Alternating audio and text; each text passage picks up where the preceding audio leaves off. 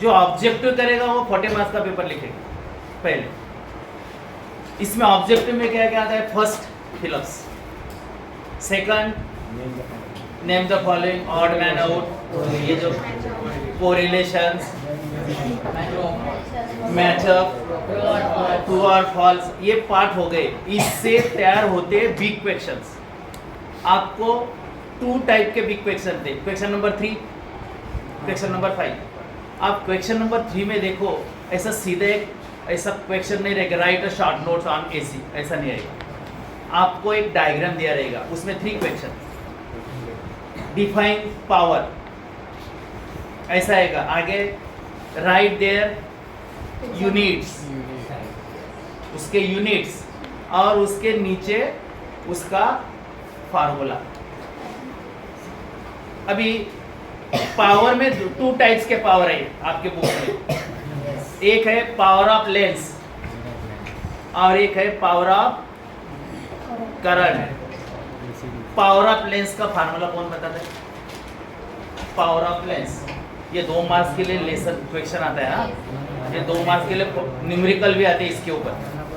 Power of lens,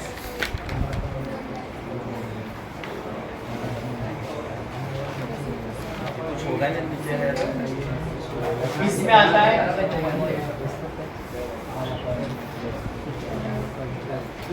ये है power of lens का फार्मूला।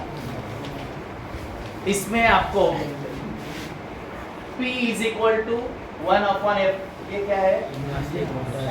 मीटर। आपको कभी भी क्या देते हैं? फोकल लेंथ देते हैं 20 सेंटीमीटर, 40 सेंटीमीटर, 25 सेंटीमीटर, ऐसा देते हैं।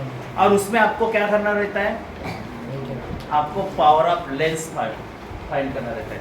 Anyone knows what is the power of lens unit? Unit of power of lens dioptre D. तो उसमें कैपिटल डी लिखना है या डायरेक्टर लिखना है। इसमें सपोज अभी ऐसा क्वेश्चन कैसे आएगा? देखो, फोकल लेंथ 25 सेंटीमीटर ऐसा दिया रहेगा, and then you have to find the power of lens. तो आप क्या करेंगे? पहले फार्मूला लिखेंगे, उसके नीचे ये लिखेंगे, लेकिन यहाँ आपको सेंटीमीटर लिखना पड़ेगा। 25 रहेगा तो 25। इसमें आपको क्या है? मीटर में कन्वर्शन करना है। तो 25 को किससे डिवाइड करेंगे? 100 से, बराबर है। तो ये कितना हो गया? तो ये कितना आ गया? मीटर में आएगा 1/4। मीन्स क्या होगा वो? ये ऐसा करेंगे, 4 2 8 और 4 5 तो यहाँ कितना है ना? 0.25 ये मीटर। ये है करेक्ट, ये आपको करेक्ट नहीं है, क्योंकि पावर ऑफ लेंस करते समय फार्मूला में फोकल लेंथ जो रहता है वो इन मीटर रहता है, नॉट सेंटीमीटर। फिर इसके बाद आप आंसर निकालेंगे, कितना आंसर आएगा इसका? सिंपल है, मैथमेटिकल पार्ट है ये। यहाँ आपको 100 से मल्टीप्लाई करना पड़ेगा। अब ये 0.4 वाला कौन है? मुझे सुनाई दिया, वो रॉन्ग है। वो आएगा 25। 100 से मल्टीप्लाई किया तो कितना हो गया? 1 × 100 100। 25 को 100 से मल्टीप्लाई किया तो 2500 आता है। 2 डेसिमल पॉइंट निकालो, कितना आया? 25। That means this 4 director. इसका आंसर कितना आ गया? 4 डायरेक्टर। अभी ये जो 4 डायरेक्टर है, ये डी नहीं लिखा, हाफ मार्क्स रिमूव हो जाएगा, टोटली 1 मार्क्स चला जाएगा, क्योंकि आधा का 1 होता है, उसमें आधा गए तो 2 मार्क्स चले जाते, 1 1 ऐसा। तो यहाँ जो है, यहाँ आपको ऐसे एग्जाम्पल है। एग्जाम्पल 2 टाइप्स के होते हैं। कभी कभी क्वेश्चन नंबर 2 में आते हैं, कभी कभी क्वेश्चन नंबर 3 में आते हैं। 3 मार्क का भी कभी क्वेश्चन आता है, वेरी रेयरली आता है वो, क्योंकि उसमें से शायद आउट ऑफ 8 आपको 5 सॉल्व करने।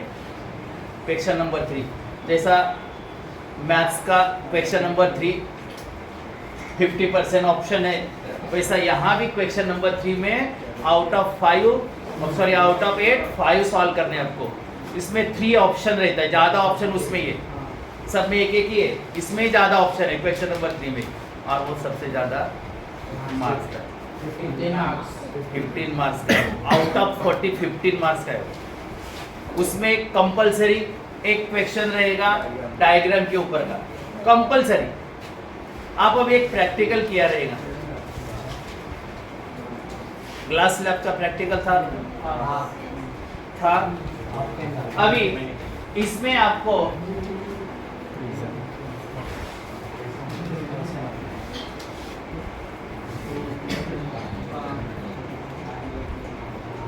सिर्फ ऐसा डायग्राम देंगे, वो उसमें नेम रहेंगे ए बी सी डी, जो नॉर्मल एलिमेंट, तो उसमें आपको क्वेश्चन क्या पूछते हैं, 3 क्वेश्चन पूछते हैं। इसमें पहले आएंगे what is the name of diagram, क्या है लॉ ऑफ रिफ्रैक्शन। ये है डायग्राम जो है ये bye using glass slab find the refractive index, लेकिन वो जो है वो रिफ्रैक्टिव लॉ ऑफ रिफ्रैक्शन। इसमें ये होता है इंसिडेंट, ये होता है रिफ्रैक्शन, और ये होता है इंसिडेंट। ये 3 हो गए। इसमें आपको क्वेश्चन पूछेंगे ये कौन सा मीडियम है, ये कौन सा मीडियम है, और ये कौन सा मीडियम, एक रेयर मीडियम, एक डेंसर मीडियम। देखो क्वेश्चन सेकंड पूछेंगे what is a relation between angle of incident and angle of refraction, कौन बताता है relation between angle of incident and angle of refraction? Anyone don't know? You should be perform this experiment. किसको आया था ये, क्या रखा ही नहीं था? ग्लास लैब का एक्सपेरिमेंट रखते हैं क्योंकि वो मेरे चिप रहता है, वो रख दिया, पिन डाल दिया कि आपको एक्सपेरिमेंट हो गया।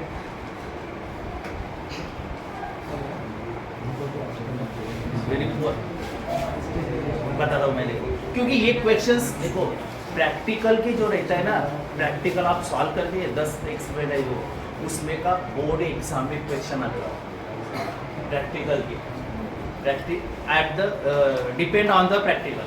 वैसा एक प्रैक्टिकल है ग्लास लैब, उसमें डायग्राम देंगे तो आपको पहला क्वेश्चन क्या पूछेंगे, ये कौन सा diagram, by using glass lab find refractive index of a glass. हो गया। सेकंड क्वेश्चन पूछेंगे what is the relation between incident and refractive. ये देखो always angle of incident is greater than angle of refraction.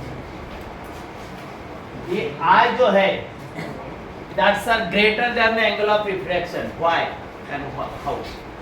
आपको पता है सन का race straight line में आता है, rays always rays travel from the sun to the reach to the earth, that is straight line। ये देखो straight line होगा, ये air media है। when rays travel from one media to another media, what happen? bending of rays, वो ही refraction है, वो ही refraction. तो ये जो रिफ्रैक्शन है ये टुवर्ड द नॉर्मल रहता है। देखो वर्ड यूज कर रहा हूं, टुवर्ड द नॉर्मल, क्योंकि ये सपोज 30 डिग्री का एंगल है तो ये आएगा 25 से 28 तक। That is depends upon your observation. आप कौन से एंगल से ऑब्जर्व करते हैं, ऐसे रखते हैं और देखते हैं। जितना आप नजदीक से देखेंगे उतना वो एंगल थोड़ा बड़ा होगा, 30 का 25 ऐसा आएगा, 26 कभी भी 30 के ऊपर नहीं आएगा। आपके ऑब्जर्वेशन में एक था एंगल ऑफ इंसिडेंट, इधर था एंगल ऑफ रिफ्रैक्शन और एंगल ऑफ इमेज, ऐसे 3 कॉलम थे। जिसको आया होगा वो इस आपने यहाँ लिखा होगा 30, 45, 60 ऐसे 3 ऑब्जर्वेशन। इसके बाद यहाँ क्या लिखा है,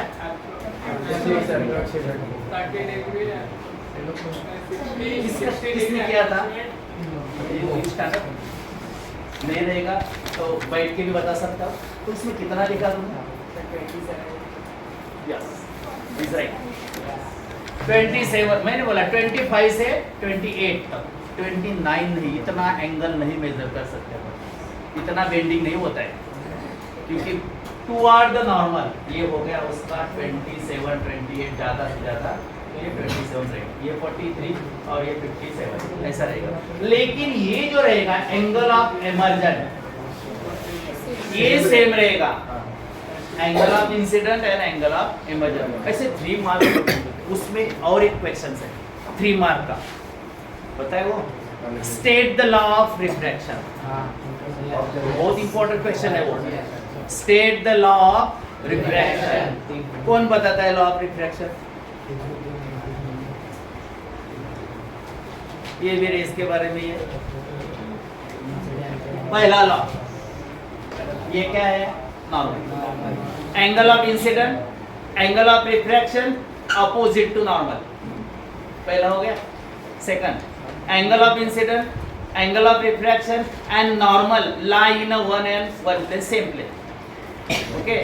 and angle of incident and angle of refraction, angle of emergent is constant. तो sine I upon sine R is equal to refractive index constant. ये है लास्ट में वो साइन I और साइन R जो है, ये जो फाइंड करने के लिए आपको यहाँ से ये रेंज निकालना पड़ता है, ये निकालना पड़ता है, ये EF रहता है और ये GH रहता है, और ये डिस्टेंस और ये डिस्टेंस, इसका what is refractive index of a glass slab, वो फिक्स है, फिक्स है वो 1/5 1.5 रिलेट आ गए थे, लेकिन 1/5 तो वो 0.2 हो जाएगा। 1.5 refractive index of a glass slab, ऐसा एक क्वेश्चन कहाँ पूछते हैं? फिलिप्स में, और उसके नीचे 4 क्वेश्चन देते हैं। वैसा ही एक 2.52 ऐसा है, और वो है मरकुरी, सबसे ज्यादा ये है और सबसे कम 1.5 और 2। ये आपके बुक्स में दिया है, ये ऐसा चार्ट में दिया है पूरे के पूरे। हाँ डायमंड, सॉरी डायमंड का डायमंड, तो वो जो है वो सबसे ज्यादा वाला पूछते कैसे, सबसे ज्यादा वाला, और ये ग्लास स्लैब, उसमें 4 ऑप्शन रहेंगे, अदरवाइज फिलअप। तो ये टेक्स्ट बुक पहले बताता हूँ कि कम से कम 1 टाइम्स एग्जाम को जाने से पहले 1 टाइम टेक्स्ट बुक पढ़ना है, 1 टाइम्स मिनिमम, बाद में ये यूज करना है। लेकिन ऐसे कुछ क्वेश्चन होते हैं कि इसमें नहीं होते, लेकिन वो बुक में होते हैं, टेक्स्ट बुक में। साइंस ये जो है, ये साइंस जो टेक्स्ट बुक पढ़ेगा उसको ही 40 मार्क्स मिलेंगे। यदि आपका टारगेट 40 मार्क्स का रहेगा तो ये इसके ऊपर 40 मार्क्स नहीं मिलेंगे। आपको 1 टाइम क्वेश्चंस छोटे छोटे जो वैसे हाईलाइट में दिए रहते हैं ना, वो एक्टिविटी रहते हैं, वो एक्टिविटी देखना है, ऐसे बॉक्स में रहता है वो एक्टिविटी वैसे के वैसे हो रहा है। अभी ये जनरल नॉलेज का हो गया, मीन्स क्या क्या इम्पोर्टेंट है पहले बता रहा हूँ मैं। उसके बाद इम्पोर्टेंट जो है वो आपको 3 लॉज है, question number lesson number 1 gravitation में। वो क्या करते हैं, कभी कभी 3 मार्क्स का ऐसा डायग्राम दे देते हैं, वो डायग्राम में 3 क्वेश्चन पूछते, बड़े बड़े क्वेश्चन नहीं है, पहले बता रहा हूँ। आपको ज्यादा से ज्यादा एक क्वेश्चन 3 लाइन का रहेगा, बस आपको याद करना है ना, 3 लाइन का, ज्यादा से ज्यादा, इतना बड़ा नहीं रहता, उसमें 3 लॉज रहेंगे, 2-2 3-3 लाइन के लॉज है वो। तो ऑब्जेक्टिव, इसलिए मैं बोल रहा हूँ ऑब्जेक्टिव डेफिनेशन सबको याद होना चाहिए, उसका यूनिट याद होना चाहिए।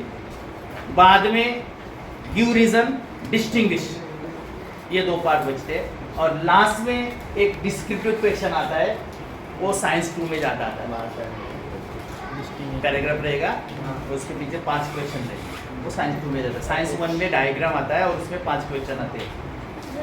ऐसा एक तो एसी का डायग्राम आएगा, इलेक्ट्रिक मोटर का आएगा, ये और उसके ऊपर हाँ नहीं तो हाँ वो रिफ्लेक्शन ऑफ लाइट का, तो रिफ्रैक्टिव इंडेक्स का, वो नहीं तो आइस का आता है। इसके ऊपर 5 क्वेश्चन पूछते हैं।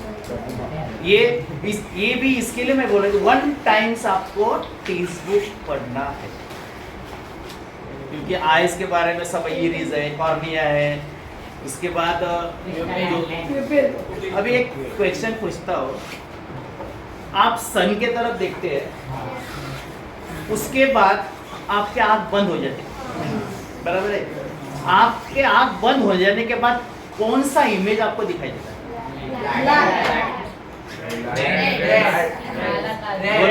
बोलो। रेड और ग्रीन दोनों आते हैं। रेड हॉट जो सन का गोला रहता है ना, वो रेड हॉट रहता, ऐसा आपको थोड़ी देर दिखाई देता है। ये जो है ये आपको 1/10 सेकंड तक दिखाई देता है, बराबर है ना? 1/10 सेकंड तक, बाद में डिलीट हो जाता है, क्योंकि एक इमेज आपके आंखों के सामने से जाने के बाद दूसरी इमेज आने तक रहता है 1/10 सेकंड का टाइम। और ये जो आपकी फिल्म जो है ना, फिल्म बनाते हैं वो साल भर लगता है, और आप 3 आवर्स में कंटिन्यू उसको देखते हैं। आपने ये पिक्चर का रोल देखा होगा, तो एक रोल और दूसरे रोल के बीच में ऐसा गैप रहता है। ये एक फिल्म रहती है ना, और इसके बीच में ये गैप है, ये ऐसा गैप है। वो जो गैप है वो 1/10 सेकंड से पहले आपके रोलिंग करते हैं, जब मशीन चलाते हैं वो, तो वो 1/10 सेकंड से पहले आपके आंखों के सामने आता है, और इसलिए आपको कंटिन्यू पिक्चर दिखाई देता है। तो ये एक इम्पोर्टेंट ये पॉइंट मैं क्यों बता रहा हूँ, कैसे क्वेश्चन पूछते हैं। 1/10 सेकंड तक इमेज आपके रेटिना के ऊपर रहती है, और वो रेटिना 1/10 सेकंड के बाद छोड़ देता है। आप क्या बोलते हैं? हाँ, आपके सामने आप करो उस गॉड का फेस देखो, आप भी ऐसा गॉड का सामने फेस देखेंगे, और थोड़ी देर तक दिखाई देता है, वो बाद में वेनिश हो जाता है, फिर आप आँख खोलने पड़ते। तो ये जो है ये 1/10 सेकंड के कमाल है, ये ध्यान रखना है उसको। 1/10 सेकंड तक रेटिना के ऊपर इमेज सेम रहती है, उसके बाद वो रिमूव हो जाती है। रिमूव होने के बाद फिर आपको दूसरा इमेज देखना पड़ता है, तो अपन आँख बंद करेंगे तो सो जाएंगे, ब्लैक दिखेगा सब। और इसके बाद जो इम्पोर्टेंट है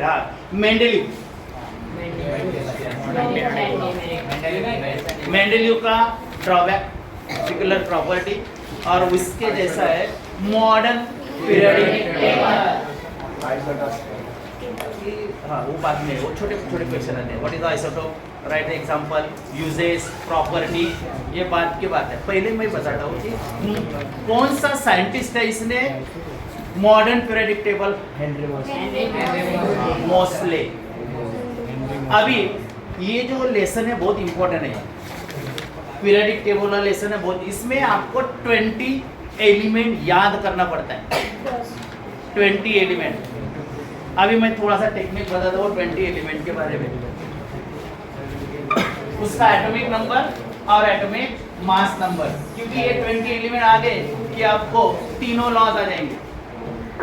पहला देखो, फर्स्ट है हाइड्रोजन, और यहाँ है हीलियम। ये जो है हीलियम, नियॉन, आर्गन, टेट्रान, ज़ेनॉन, रेडॉन, ये जो है लास्ट है। ये कौन से एलिमेंट है? जीरो वाले नोबल एलिमेंट, ये नोबल गैसेस है सब। और इसका outer most cells are completely filled, outer most cells are completely filled. They do not share electron, किसी को देते भी नहीं है, किसी से लेते भी नहीं है, शेयरिंग भी करते नहीं है। इसके बाद देखो, ये जो सेकंड जो है,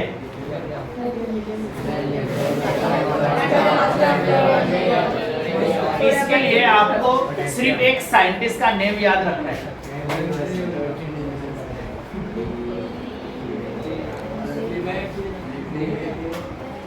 देखो, लिवेब का स्पेलिंग लिखा मैंने, क्नॉफ और नी। आपका 10 हो गया, लिवेब, क्नॉफनी। तो ये बन गया फर्स्ट, ये हो गया सेकंड, ये थर्ड, फोर्थ, फिफ्थ, 6, 7, 8, 9, 10। अब इसके बाद जो है ये NaMgAl, ऐसा 3 ज्वाइन करने का, SiPsCl और Ar।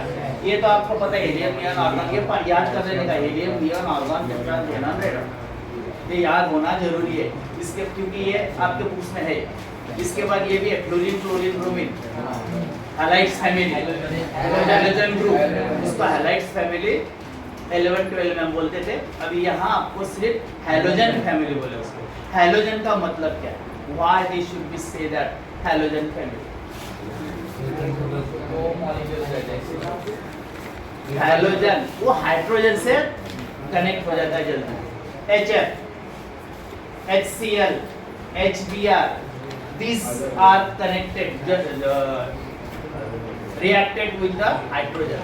ये हाइड्रोजन से रिएक्ट होते हैं और इसलिए क्योंकि इसके आउटर मोस्ट शेल में 7 इलेक्ट्रॉन है।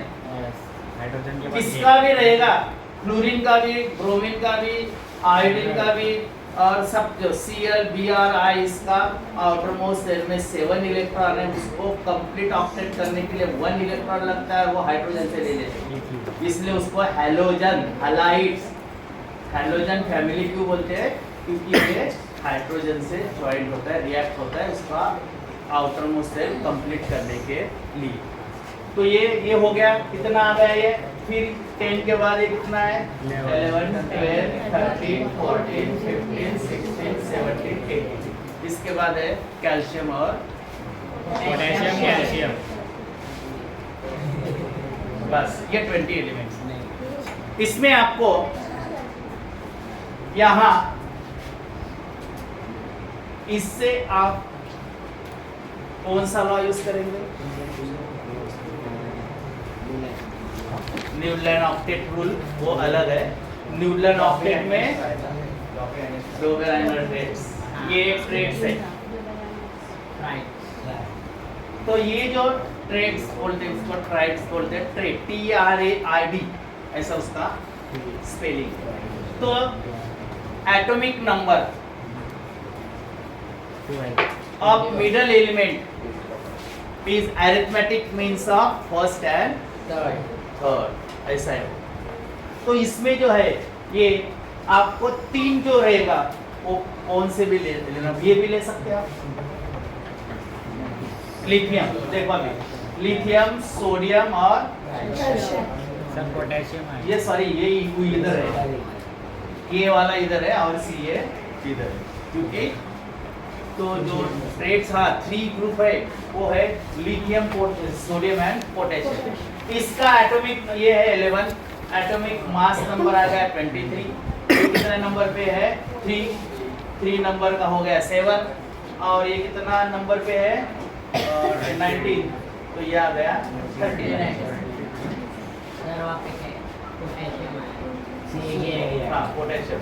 तो ये जो है ये 23 आपको फाइंड करना है। Arithmetic means of first and third, तो ये 23 जो रहेगा 7 और 39 डिवाइडेड बाय 2, तो ये कितना होगा 46 डिवाइडेड बाय 2, और तो ये 23 और ये 23 ऐसे आपको प्रूव करने पड़ते हैं। ये 3 मार्क्स का आएगा तो प्रूव करना पड़ेगा, राइट है एग्जाम्पल। 2 मार्क्स का आएगा तो सिर्फ लिखना है लिथियम, पोटेशियम, सोडियम और पोटेशियम, इतना ही लिखना है, उसको प्रूव करके देना नहीं। कभी कभी इसे लिख के देते हैं और 3 और फाइंड द डोबेराइनर ट्रेड्स, उसमें से निकालो, तो वो आपको फाइंड करना पड़ेगा। ये बेरिलियम, मैग्नीशियम, कैल्शियम रहेगा, नहीं तो लिथियम, पोटेशियम और सोडियम। तो ये पहले लेसन के लिए होगा। अभी इसके बाद एक कार्बन कंपाउंड करके एक लेसन है, बहुत इंपॉर्टेंट है, 9 लेसन है शायद, है ना। उसमें अभी कम टू द पॉइंट आएंगे, तो बहुत इंपॉर्टेंट है। इसमें सैचुरेटेड, अनसैचुरेटेड, ये बहुत इंपॉर्टेंट पार्ट है। सैचुरेटेड में रहता है सिंगल बॉन्ड, ये रहता है double bond and triple bond. अभी general formula of saturated hydrocarbon कौन बताए, general formula alkane, alkene, ANE, ENE,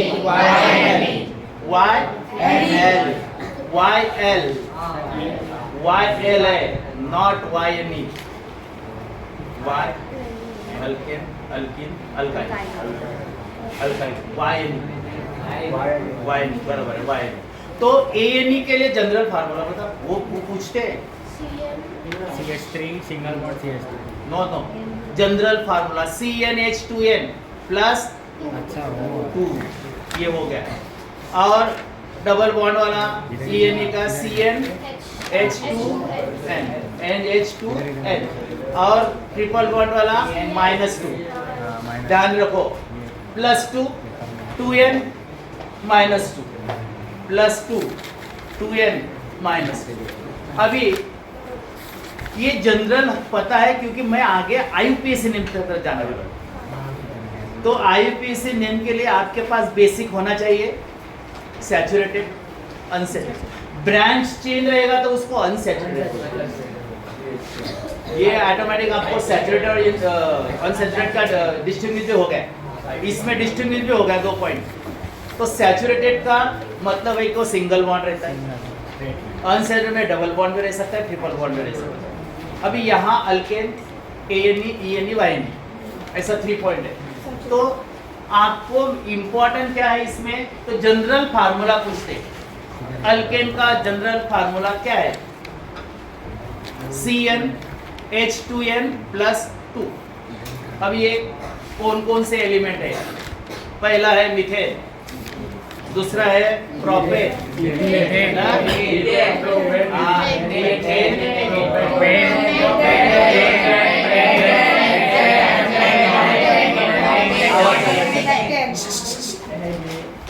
पहला आएगा CH4 C2 वो आएगा मीथेन इथेन प्रोपेन ब्यूटेन। तो यहाँ मैं क्यों बता रहा हूँ, क्योंकि इसके बाद मुझे IUPAC की तरफ जाना है। अभी IUPAC के लिए कुछ एग्जांपल मैं बताता हूँ। और पहला मेन है उसका number of carbon atom, double bond रहेगा तो ENE आएगा, ट्रिपल बॉन्ड रहेगा तो YNE, सिंगल बॉन्ड रहेगा तो ANE। अभी उसमें बाद में आपको कार्बन कंपाउंड कार्बन जो है वो पहले इसमें फंक्शनल ग्रुप इम्पोर्टेंट है। फंक्शनल ग्रुप पेज नंबर शायद होगा 118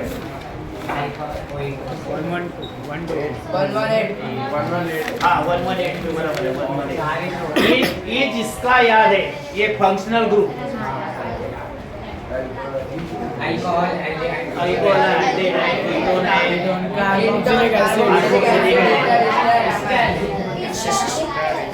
इसमें है स्ट्रक्चर फार्मूला। और ये अल्कोहल है, अल्डिहाइड है, कीटोन है, कार्बोनिल है, ईथर, एस्टर। ये कभी कभी ईथर का आपको केमिकल इक्वेशन बना चाहिए। और उसमें और एक मेन बात है कि आपको जब 1 में बैलेंस केमिकल इक्वेशन आता है तो नंबर ऑफ रिएक्टेंट मॉलिक्यूल जो है एंड नंबर ऑफ प्रोडक्ट ये सेम होना चाहिए। इसके लिए आप कभी 2 लगाते हैं,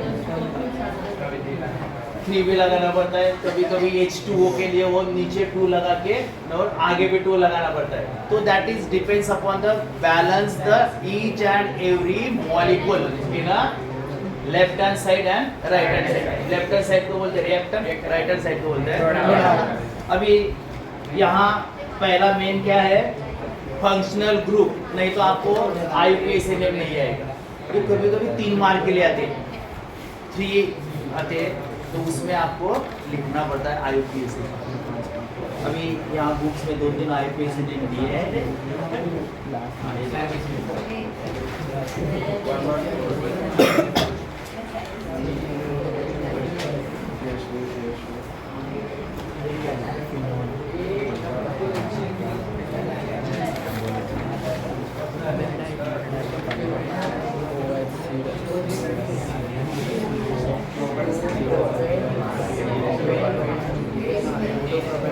हाँ इधर देखो, IUPAC नेम के लिए right to left number of carbon atom count करना है।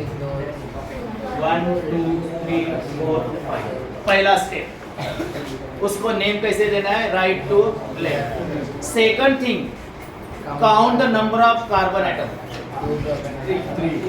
इसमें 3 है। Third thing, the branch chain single bond या डबल बॉन्ड, जो आपने फंक्शनल ग्रुप ज्वाइन हुआ है वो सिंगल बॉन्ड है या डबल बॉन्ड है।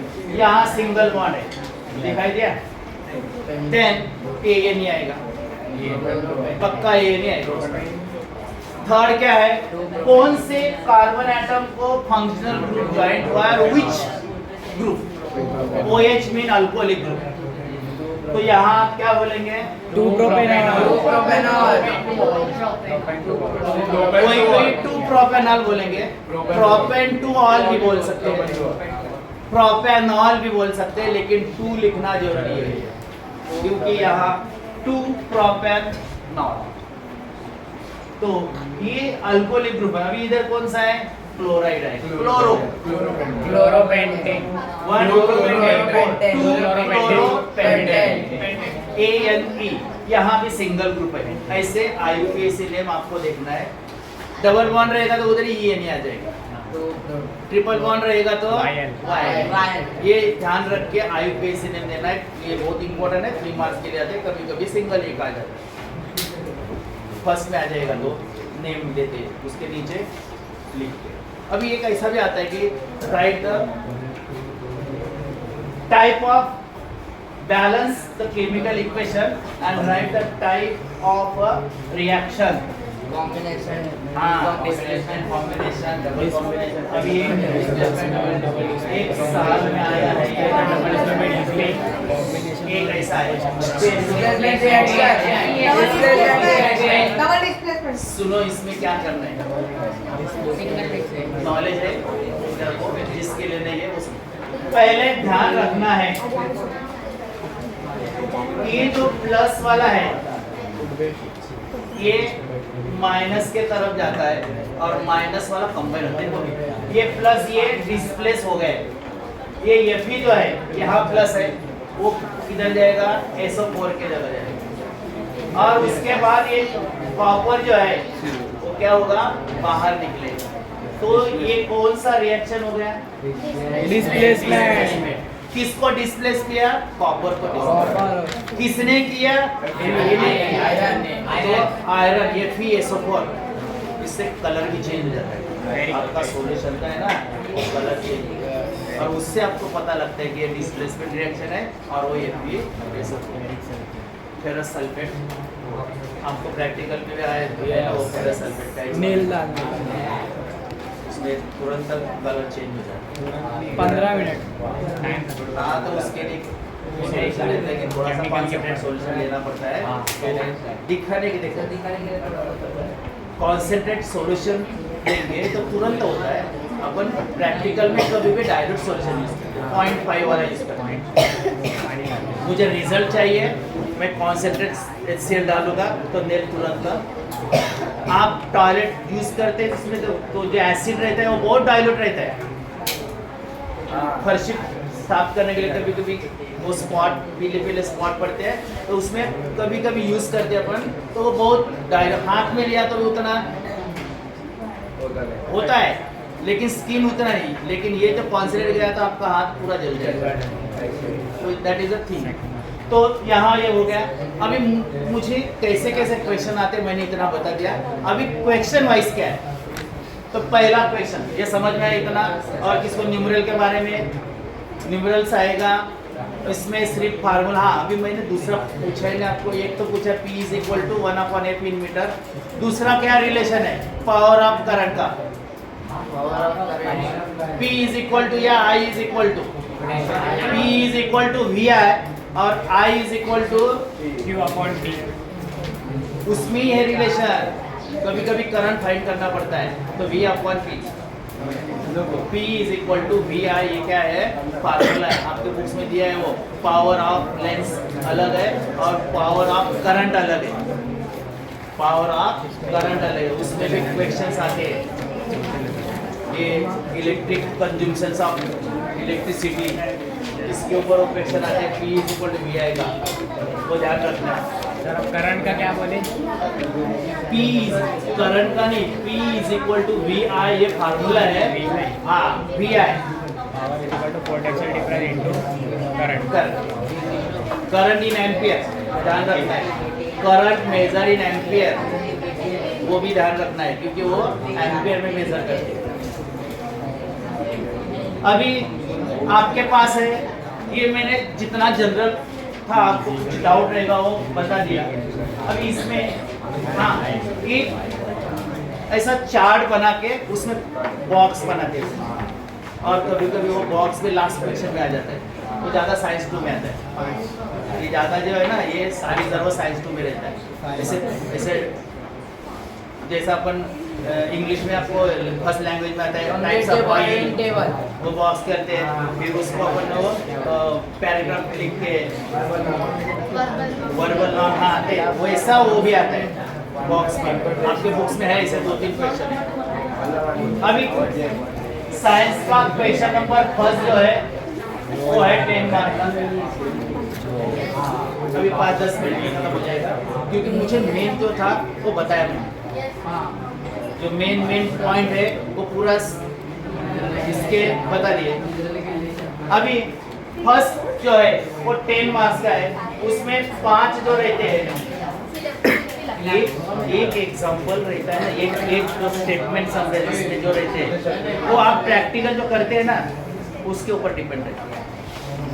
प्रैक्टिकल में वाइवा हम लोग पूछते नहीं है, वाइवा पूछते समय से नीचे आपका प्रैक्टिकल के नीचे ऐसा क्वेश्चन रहते हैं पढ़ने का, तो उसमें एक क्वेश्चन ऐसा आता है, उसमें 5 क्वेश्चन रहेंगे।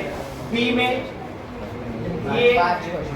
ये तो अलग अलग है, कभी कभी ट्रू फॉल्स छोटा सा आता है, उसके बाद में मैचअप 2 मार्क्स के आती है, correlation, find odd man out रहता है, नेम द कॉलेज रहता है। तो ये 5-6 ये छोटे छोटे क्वेश्चंस इंपॉर्टेंट है और वो यू शुड बी लर्न। ये लर्न नहीं करना, इधर भी डालना है, सिर्फ पढ़ना नहीं है। और साइंस फर्स्ट के लिए एक किसी के भी हर एक और टाइम टेबल जो है इसमें एक 1 डे तो है ही, 1 डे है जिस दिन अपन 2 पेपर लेके रहेंगे, उसके रात में क्या करने का, पहले दिन से बुक पढ़ लेने का, बाद में दूसरे दिन आपको छोटा सा लो या नोट्स लो जो आपके पास रहेगा वो सॉल्व करना। अभी क्वेश्चन नंबर 2 जो है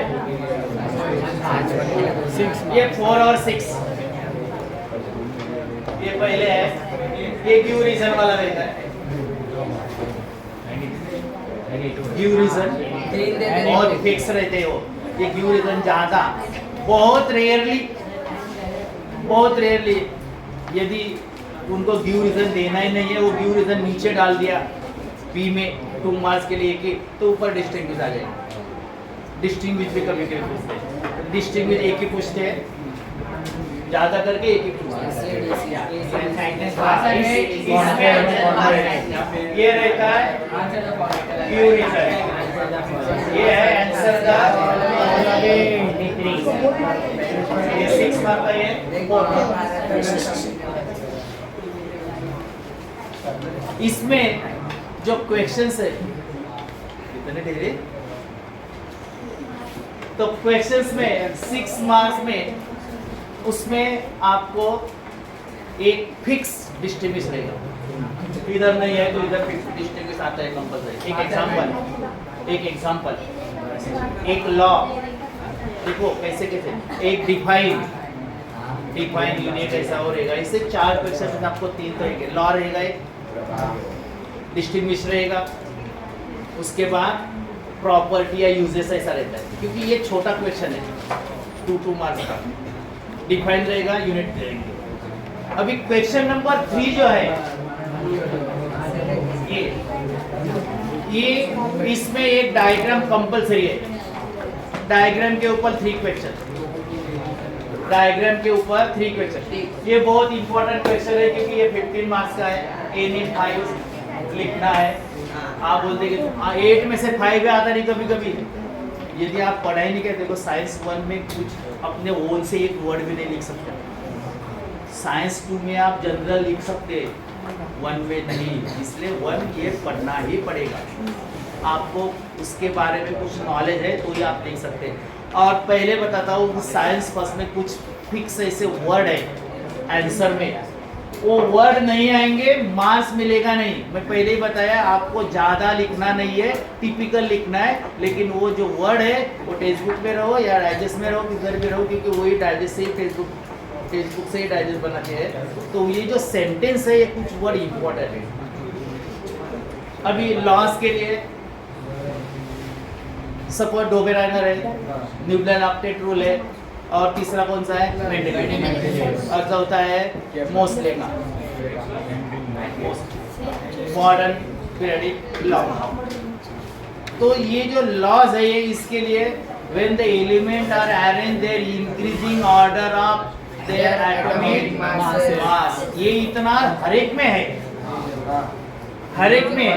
फिर डोबेराइनर क्या कहता है, molecular mass of a middle element is arithmetic means of first and third. Newton क्या कहता है, same, the element are arranged in their increasing order of their atomic mass. Every 8 element property same to those of first. Every 8 element atomic number is same to those of first. क्योंकि वो एक के नीचे वो एक ही line में है। और तीसरा कौन है, मेंडेलिव। इसका क्या कहना है, ये नहीं, element are in the increasing order atomic type periodic, ये वर्ड इंपॉर्टेंट है उसमें। ये पीरियडिक वर्ड नहीं रहेगा तो आपको मार्क्स मिलेंगे। और ये 3 हो गए, लेकिन मोस्टली जब आएगा, मॉडर्न जब आएगा, तो when the element are arranged their increasing order of atomic number, यहाँ आता है नंबर, और उसके बाद फिर शुरू होता है। इसमें भी पीरियडिक प्रॉपर्टी, पीरियडिक ये वर्ड इंपॉर्टेंट है। एटॉमिक नंबर का है, पूरा एटॉमिक मास का है। ये ऐसे ध्यान रखना है लिखते समय। अभी ये 5 होने के बाद इसमें पता है क्या क्या आएगा, कभी कभी एक एग्जाम्पल आ जाता है, न्यूमेरिकल आ जाता है। वो न्यूमेरिकल कैसे आता है, ये एयर के इसके ऊपर आता है, ये रिफ्रैक्टिव इंडेक्स ऑफ इसका ऐसा रिफ्रैक्टिव इंडेक्स ग्लास, फिर air media to glass, glass media to again air media, ऐसा वो रिटर्न आता है। वो वैसा वो देखो 21 में है ऐसा एक एग्जांपल, वो देख लेने का 3 मार्क्स के लिए। तो फोकल लेंथ फाइंड करेंगे, 1/f is equal to 1/b minus 1/u, lens formula, lens formula के ऊपर एक। और एग्जांपल ये भी आते हैं,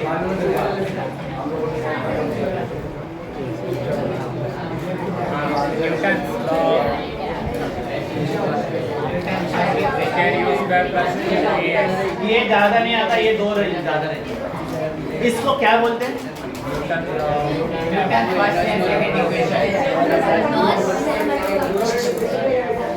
एक्चुअली ये 9th स्टैंडर्ड के मुझे है काइनेमेटिक इक्वेशन, काइनेमेटिक इक्वेशन है, लेकिन ये आपके बुक्स में इसके एग्जांपल है।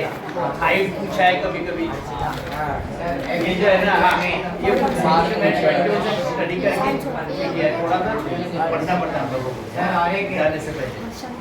तो ये एग्जांपल है। अभी लास्ट क्वेश्चन जो है, ये क्वेश्चन नंबर 4 के लिए आपको एक तो डायग्राम रहेगा, इसके क्वेश्चन आएंगे, डायग्राम ड्रॉ करना पड़ेगा, उसको नेम देने पड़ेंगे, और लेबलिंग, ऐसे क्वेश्चन आते हैं। क्योंकि हाँ उसके कुछ फंक्शन रहेंगे, तो 5 मार्क के लिए रहते हैं, 5 क्वेश्चन अलग अलग रहते हैं उसमें।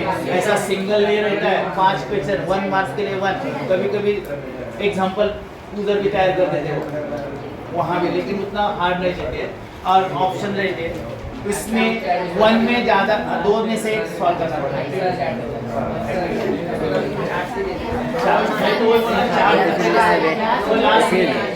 चार है, लेकिन वो रिजर्व सेकंड के लिए, साइंस 2 के लिए हो जाता है। तो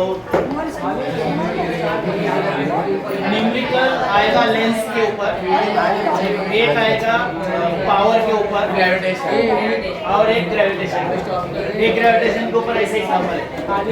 बंद करो सर अभी नहीं आएगा न्यूमेरिकल गिवन लिख के छोड़ देते क्या क्या न्यूमेरिकल नहीं आएगा सर आंसर फॉर्मूला हाँ, सुनो। न्यूमेरिकल के लिए यदि फार्मूला रहेगा तो ये आपको मार्क्स मिलेंगे, सिर्फ गिवन लिख के मार्क्स मिलेंगे। फार्मूला हाँ ऑप्शन में, न्यूमेरिकल ऑलरेडी ऑप्शन में।